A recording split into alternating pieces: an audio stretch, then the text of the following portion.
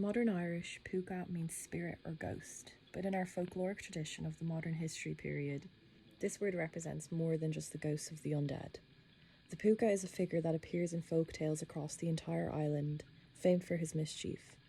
He is said to appear in the forms of a horned goat or a black horse, and would come up behind people late at night, throwing them on his back and galloping across the countryside, throwing the unlucky person into a wet marsh or perhaps a clump of brambles. The word Púcín means blindfold.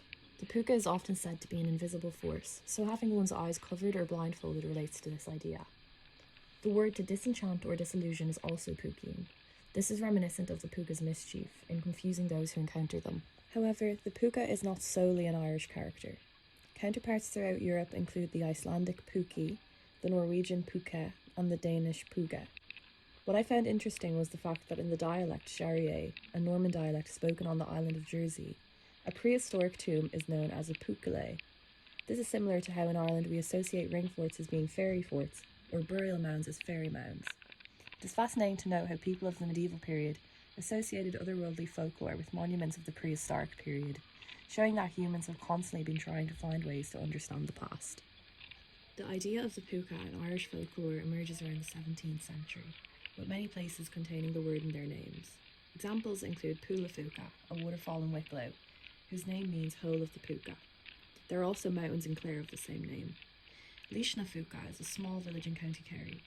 This name translates to Ring Fort of the Púca, yet the village's English name, Beaufort, hides the folklore associated with this area. In County Cork, near Macroom, there was a stream known as Glashína Fuca, meaning the little stream of the Púca. Although there is no textual evidence of the Púca's character as early as the medieval period, early Irish literature does contain references to similar shape-shifting spirits that may well have inspired the folkloric legend of the Púca. The tales of early medieval Ireland are often thought to preserve earlier oral traditions, and so maybe these characters do possibly echo ancient tales of the Púca. Examples include the 10th century Extra Cormac, or The Adventures of Cormac. This story features a number of shape-shifting characters. Numerous tales in the Fenian cycle of literature, that being the collection of tales including Finn McCool and the Fenian band of warriors, also include magical horses and tricksters. In 2022, a statue of the Púca designed by sculptor Aidan Hart was rejected from the village of Ennistimon in County Clare because of its appearance.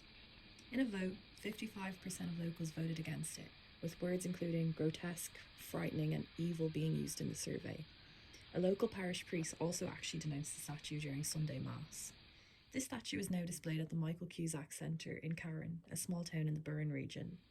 I personally find the statue quite beautiful, and I think the town of Ennistimon missed out on the opportunity to have a reminder of our forgotten folklore in the centre of their town.